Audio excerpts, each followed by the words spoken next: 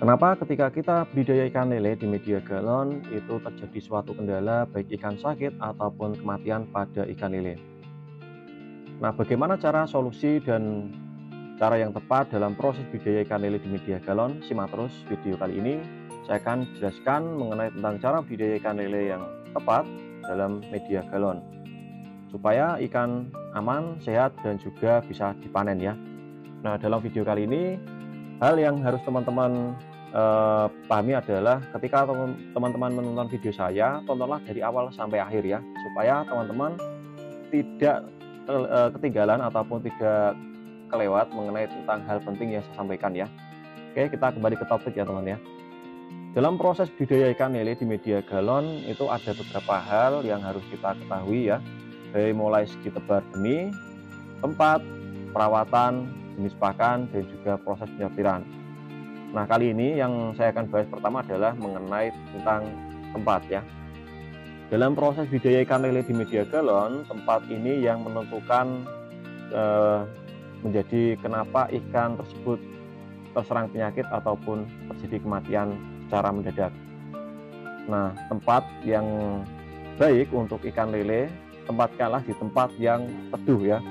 Jadi, kenapa saya sarankan di tempat yang teduh? Karena media galon ini dia transparan ya teman. Jadi transparan ini bisa kalau terkena sinar matahari secara langsung dia bisa tembus ya langsung ke ikannya secara langsung ya, sehingga suhu yang ada di air itu nanti akan hangat bahkan panas ya.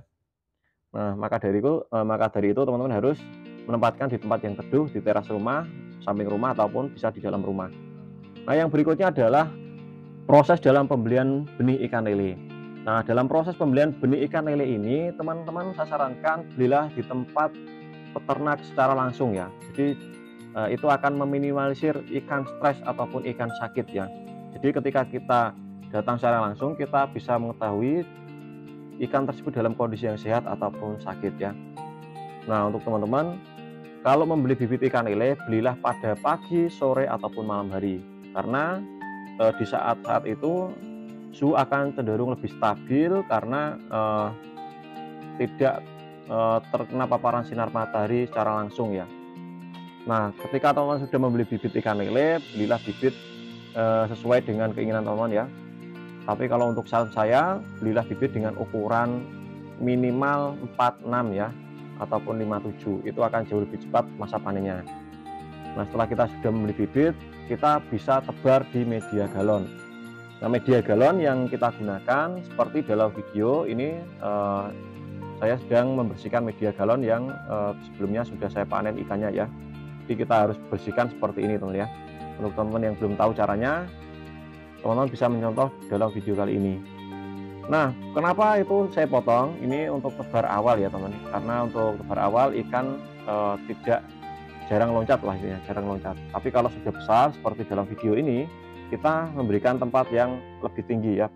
Bagian potongannya itu di bagian atas ya. Jadi supaya ikan tidak loncat. Nah, dalam proses ini teman-teman setelah tebar benih ya, kita berikutnya adalah proses perawatan. Dalam proses perawatan ini jarang sekali dari teman-teman yang memperhatikan dalam proses pemberian pakan ataupun proses pergantian air. Nah, dalam proses pemberian pakan ini teman-teman berikanlah pakan yang sesuai atau pakan yang ideal untuk bibit tersebut. Nah, karena banyak sekali jenis pakan atau merek pakan ya, dari mulai segi pakan benih ukuran kecil sampai besar, untuk ikan dewasa remaja sampai konsumsi ya. Jadi teman-teman harus tahu. Nah, kalau teman-teman bertanya pakan yang bagus urutannya itu apa bang? Pakan yang bagus urutannya adalah ketika kita awal tebar, berilah pakan PF 1000 ya. Nanti selang 2 minggu ataupun 3 minggu berikanlah pakan min 1 ya, ataupun 1 bulan kemudian kasihlah min 1. Lalu 2 bulan kemudian kita bisa memberikan min 2 sampai panen ya. Jangan kita kasih min 3 ya. Nah, kenapa saya sarankan tidak menggunakan min 3 ataupun tidak menggunakan satu jenis pakan ya? Karena ukuran itu akan berpengaruh teman ya. Walaupun mulut ikan lele itu tergolong besar, tapi kadar protein itu akan berpengaruh terhadap pertumbuhan ikan lele tersebut ya. Nah, dalam proses ini, dalam pemberian pakan, jarang dari teman-teman yang mengetahui bagaimana takaran yang tepat ataupun jadwal pemberian pakan. Dalam proses pemberian pakan, takaran ataupun jadwal itu sangat penting kita ketahui ya teman-teman ya. Jadi karena banyak sekali saya melihat dari teman-teman itu memberikan pakan itu terlalu kebanyakan, sehingga ikan lele itu akan terserang penyakit jamur ataupun bakteri yang disebabkan karena pakan yang menumpuk di dasar ya, ataupun mengapung di atas tidak dimakan ya. Itu pakan yang berlebihan. Berikanlah pakan secukupnya dengan bertujuan pertumbuhan lebih maksimal dan kualitas air tetap terjaga ya. Jangan sampai kita memberikan pakan terlalu berlebihan. Kalau terlalu berlebihan kita serok lagi ya, kita ambil lagi. Nah, dalam proses pengambilan pakan yang berlebihan ini kita menggunakan serok yang kecil, jangan sampai membuat ikan stres karena pakan akan dimuntahkan kembali teman-teman ya. Nah, yang berikutnya jadwal dalam proses pemberian pakan. Jadwal dalam proses pemberian pakan ini sangat penting teman-teman ketahui ya, karena dalam proses ini jadwal pemberian pakan itu ada 3 ya, pagi, sore, dan malam hari. Pagi sekitar jam 6 sampai jam 9, ataupun sore sekitar jam 3 sampai jam 5, dan malam hari sekitar jam 8 sampai jam 10 ya. Nah, kenapa kok ada malam hari? Karena ikan lele itu adalah ikan yang nocturnal ya, atau aktif pada malam hari. Nah, dalam proses ini setelah teman-teman sudah paham mengenai tentang cara dalam pemberian pakan, yang berikutnya adalah proses dalam penggantian air. Nah, dalam proses pergantian air teman-teman yang harus diperhatikan adalah media harus kita bersihkan sampai bersih seperti baru dalam video ini ya. Jadi kita bersihkan ya. Nah, alasan kenapa saya sarankan untuk membersihkan media galon, karena tujuannya supaya bakteri atau jamur dia tidak berkembang biak di lingkungan tersebut ya. Nah, ini untuk bibit ikan lele yang awal tebar. Nah, karena ini sudah waktunya kita ganti media galon dengan ketinggian yang lebih tinggi, jadi kita akan ganti semua dengan tempat yang tinggi teman-teman ya. Nah, seperti dalam video ini.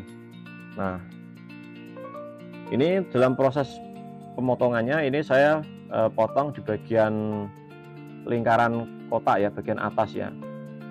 Jadi kenapa ini saya lubangi, tujuannya supaya proses pembersihannya itu lebih mudah ya. Nah, kenapa banyak sekali dari teman-teman yang bertanya ya, Bang, kenapa itu kok dilubangi? Kenapa nggak usah dilubangin, itu bisa nggak? Sebenarnya bisa-bisa saja ya, cuma ada tapinya ya. Tapi nanti ketika teman proses pembersihannya itu akan jauh lebih sulit ya, ataupun susah ya. Nah, yang berikutnya setelah kita sudah melakukan proses pembersihan, kita bisa melakukan proses penyortiran ya dalam satu periode ini ya, ataupun ketika barengan lah istilahnya ya. Ketika kita melakukan proses pergantian air, kita harus melakukan proses penyortiran dan pengurangan jumlah ya. Nah, yang awalnya kita tebar sekitar 15 ekor, kita kurangi 2 ekor menjadi 13 ekor ya. Itu wajib kita lakukan seminggu sekali ya, sampai ikan yang ada di dalam galon itu sisa 5 atau 4 ekor. Nah, kok jumlahnya sedikit amat, Bang? Nah, kalau teman-teman memaksakan ingin tebar padat ya silahkan, tapi kalau teman-teman mengikuti saran saya ya silahkan ya. Tapi untuk saya sarankan ya, berdasarkan pengalaman saya pribadi, ketika kita tebar bibit ikan lele sampai besar ya, ataupun kita isi 15 ekor sampai besar, dia akan terjadi kanibal seperti dalam video ini ya. Ini dia akan saling memangsa ikannya ya. Nah, kanibal itu disebabkan karena kurangnya pakan ataupun tingkat kepadatan yang tinggi atau kualitas air yang buruk ya. Nah, dalam proses pengurangan ataupun mengurangi jumlah ikan dengan bertujuan supaya pertumbuhan ikan lele lebih cepat, mengurangi angka kanibalisme, dan juga supaya kualitas air tetap stabil ya, ataupun tidak cepat keruh ya. Nah, untuk ini masing-masing galon saya isi kurang lebih sekitar 7 ekor ya. Nah, untuk teman-teman ketika budidaya ikan lele di media galon, proses dalam penyortiran itu sangat wajib kita juga lakukan ya, karena yang namanya ikan lele pasti pertumbuhannya akan selisih ya, walaupun selisih besar kecilnya itu sedikit, wajib teman-teman harus pisahkan ya. Jika teman-teman tidak dipisah ataupun tidak disortir, itu juga akan meningkatkan kanibalisme ya. Maka dari itu teman-teman harus sortir dan seleksi berdasarkan ukuran ya. Dan tempatkan yang kecil dengan yang kecil, yang besar dengan yang besar. Nah, setelah itu tahapan yang berikutnya adalah masa panen. Karena dalam proses budidaya ikan lele banyak sekali yang bertanya ya, Bang, berapa lama sih masa panen dari budidaya ikan lele di media galon? Ataupun berapa bulan ketika kita awal tebar sampai panen itu berapa bulan masa panennya? Dalam proses budidaya ikan lele di media galon, kita mengenai tentang masa panen itu tergantung ukuran ya teman-teman ya. Ini saya akan memberikan pengalaman saya berdasarkan saya tebar untuk ukuran bibit ya.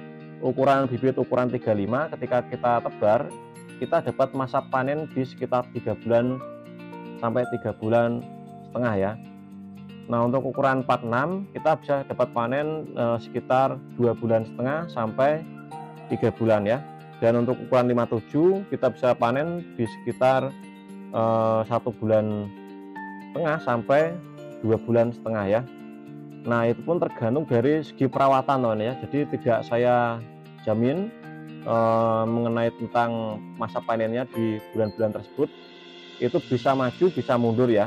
Intinya di sekitaran bulan-bulan yang saya sampaikan itu adalah dari segi ukuran yang teman-teman tebar, dan faktor yang mempengaruhi berikutnya adalah segi perawatan ya, terutama adalah air dan pakan. Itu teman-teman harus jaga betul-betul ya, karena dalam proses ini memang kita harus memperhatikan kualitas air dan juga kualitas pakan yang kita berikan ya.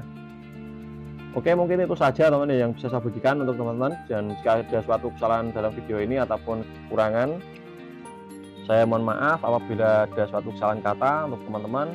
Video ini saya akhiri dengan kata assalamualaikum warahmatullahi wabarakatuh ya. Dan untuk teman-teman yang ingin bertanya silahkan tanyakan di kolom komentar, saya akan jawab. Saya akan buatkan video mengenai tentang pertanyaan teman-teman ya. Oke, salam dari saya, assalamualaikum warahmatullahi wabarakatuh ya. Salam sukses selalu untuk teman-teman, dan semoga yang mencoba berhasil dan bisa panen. Amin, amin ya rabbal alamin.